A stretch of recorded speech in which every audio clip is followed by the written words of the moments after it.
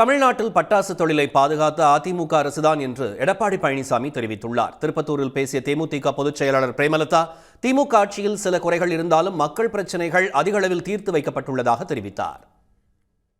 மாநிலம் முழுவதும் மக்களை காப்போம், தமிழகத்தை மீட்போம் என்ற பெயரில் அதிமுக பொதுச் செயலாளர் எடப்பாடி பழனிசாமி பிரச்சாரம் செய்து வருகிறார். விருதுநகர் மாவட்டம் ராஜபாளையம், ஸ்ரீவில்லிபுத்தூர், சிவகாசி ஆகிய இடங்களில் பிரச்சாரம் செய்த அவர் தமிழ்நாட்டின் வளர்ச்சிக்கு அடித்தளம் இட்டதே அதிமுக ஆட்சிதான் என்றார். நீர் மேலாண்மை திட்டங்களை முறையாக செயல்படுத்தியதால் தான் குளங்கள், ஏரிகள் ஆகியவை தூர்வாரப்பட்டதாக அவர் தெரிவித்தார். சிவகாசியில் பேசிய எடப்பாடி பழனிசாமி, தமிழ்நாட்டில் பட்டாசு தொழிலை பாதுகாத்தது அதிமுக அரசு என்று தெரிவித்தார். இந்த பட்டாசு தொழில் எந்தவித நெருக்கடியும் இருக்கக்கூடாது. இந்த பட்டாசு தொழில் தொடர வேண்டும். அதற்காக பாடுபட்ட அரசு அதிமுக அரசு.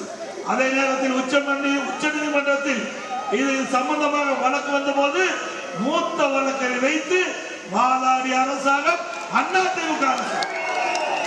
அதிமுக அரசாங்கம் இருந்த காரணத்தினாலே இந்த பட்டாசு தொழில் பாதுகாக்கப்பட்டது என்பதை இந்த நேரத்தில் உங்களோட மகிழ்ச்சியோடு தெரிவிக்கிறேன்.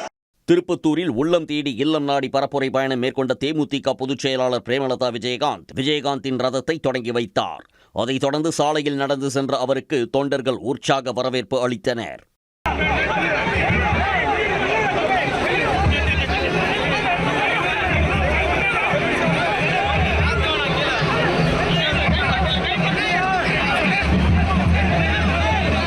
பின்னர் செய்தியாளர்களை சந்தித்த பிரேமலதா விஜயகாந்த், நிறையும் குறையும் கலந்ததே திமுக ஆட்சி என்று குறிப்பிட்டார். நிறையும் குறையும் கலந்த ஒரு ஆட்சி.